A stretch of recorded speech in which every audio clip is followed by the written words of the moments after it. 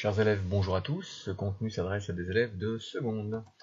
La dernière fois, dans le chapitre 2, nous avions évoqué un certain nombre de moyens de contraception, dont certains protègent également des IST. Eh bien, nous allons voir à présent la partie 2.2 qui s'intitule « La maîtrise hormonale de la procréation ». Je vous laisse retrouver l'activité 2 qui vous a été distribuée soit en main propre, soit sur l'ONT, voire par mail dans certains cas. Le titre est le suivant: comprendre les principes des méthodes hormonales de contraception et de contragestion. La différence entre les deux termes, je rappelle, correspond au moment où la molécule utilisée va agir, soit avant la fécondation, on parle alors de contraception, soit après la formation de la cellule œuf, et dans ce cas, on est sur de la contragestion.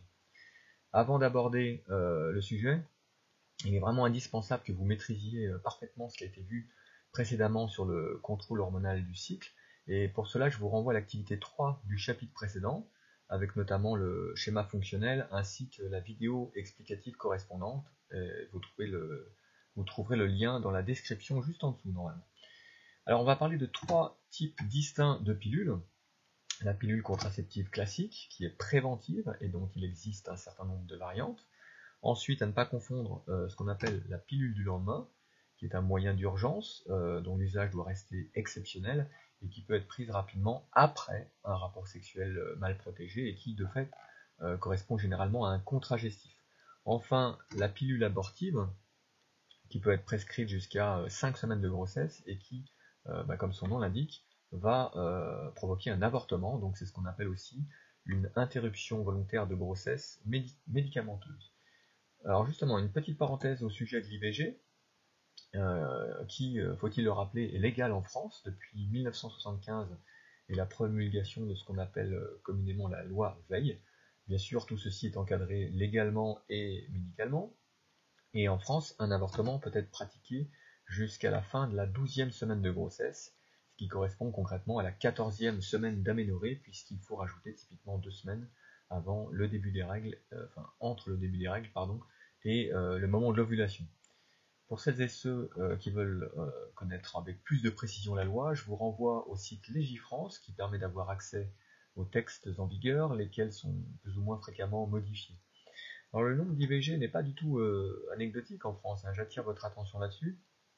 Je vous montre ici les statistiques recueillies par l'INED, l'Institut National d'Études Démographiques, qui indique, vous le voyez, des chiffres assez conséquents. En 2018, c'était pas loin de 210 000 IVG pratiqués, tandis que la même année, le nombre de naissances s'élevait à peu près à 760 000. Donc si on calcule le ratio, on est entre 25 et 30%. Ce chiffre d'ailleurs est relativement stable depuis plusieurs décennies, et clairement ça interroge, hein, puisque bon nombre de ces grossesses indésirées auraient pu être évitées en maîtrisant mieux les moyens de contraception disponibles, et c'est pour ça que c'est vraiment important que vous les connaissiez, que vous soyez une fille ou un garçon, puisque ça engage bien évidemment les deux partenaires.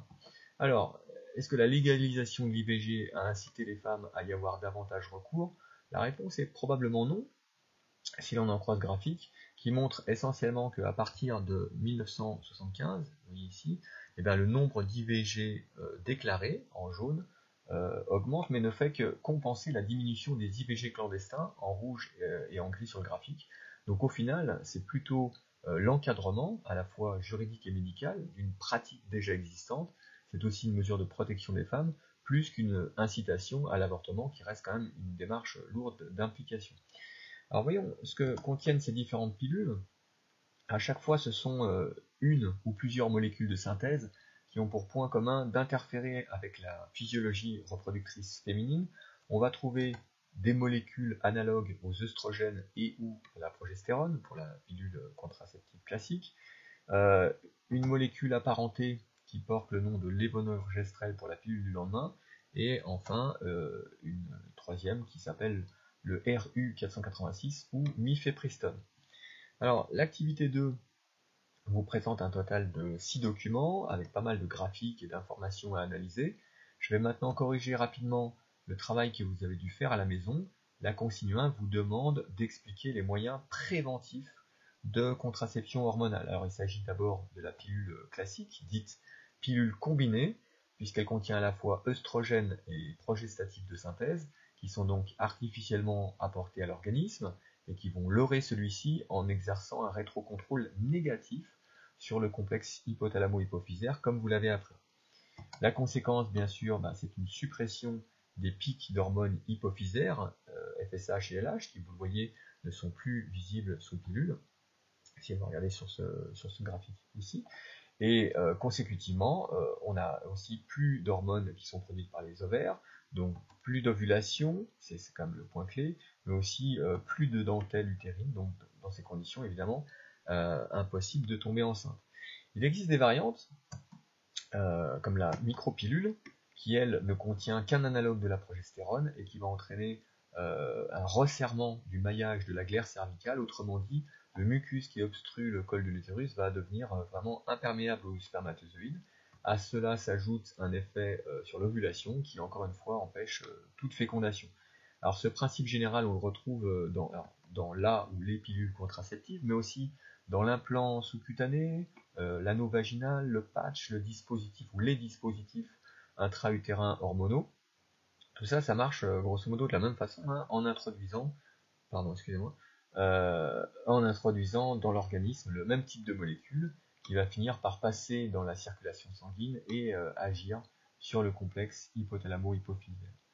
Alors, la consigne 2, je vous demandais de visualiser avec le logiciel Rastop les trois molécules qui nous intéressent et que j'ai évoquées précédemment, donc la progestérone, le lévonorgestrel et le RU486. Une alternative possible à Rastop, comme je vous l'avais signalé, c'est la base de données LibMol qui est facilement consultable sur internet. Alors je vais vous montrer ça parce qu'à distance c'est sans doute le plus simple pour vous à faire. Alors je vais sur un moteur de recherche, celui que vous voulez, je tape LibMol comme ceci. Généralement c'est le premier résultat qui sort, libmol.org, c'est bien le site sur lequel je veux que vous alliez. On arrive sur cette interface. Alors par défaut on a une molécule de collagène, là, on en a parlé au premier trimestre, une molécule de la matrice extracellulaire que vous connaissez. C'est pas ça qui nous intéresse aujourd'hui. On va taper le mot-clé progestérone par exemple. Je choisis dans la liste des résultats ce qui semble correspondre. Alors vous voyez que c'est analogue aussi au cholestérol, la progestérone.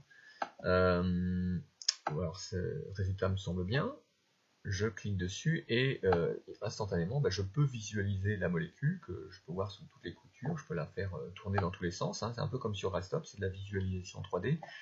Si je me souviens plus du code couleur, je l'ai ici, les carbones sont en gris, les hydrogènes sont en blanc, les oxygènes sont en rouge, donc là j'ai une molécule assez plane, hein, on le voit avec plusieurs cycles à 6 ou 5 carbones, qui ressemble à ça. Si je veux maintenant regarder les autres molécules, alors le défaut de LibMol, c'est qu'on ne peut pas ouvrir simultanément différentes fenêtres.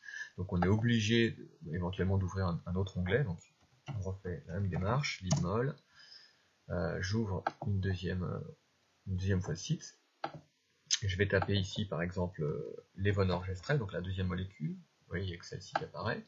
Hop, et je peux aussi la voir, la faire tourner comme je veux. Et bien sûr, c'est le but, hein, la comparer à la précédente. L'idée c'est de les orienter à peu près de la même façon. Hop, comme ça. Et alors ça prend un peu de temps et puis je vous laisserai explorer ça. On voit quand même assez rapidement que ces molécules qui ne sont pas identiques se ressemblent quand même pas mal. Il y a des motifs structuraux qui se ressemblent. Et puis, je vous le fais pas ici, je vous laisserai regarder qu'est-ce qu'il en est pour le RU486. Le RU486, on l'a aussi dans la base de données. Alors, si je fais ça, ça va remplacer la molécule. Et vous voyez encore une fois quelque chose d'à peu près de la même taille, avec certaines ressemblances. Il y a des différences, mais il y a des ressemblances. Alors, comme je vous le disais, la limite, c'est, je reviens à ma présentation ici, c'est le fait de ne pas pouvoir afficher les fenêtres dans la même interface.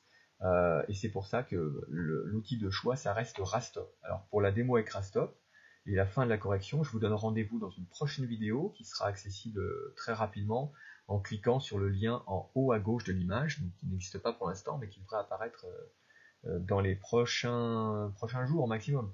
D'ici là, revoyez bien votre cours, amusez-vous avec LibMol qui peut être utile non seulement en SVT, mais aussi en chimie, et je vous dis à très bientôt.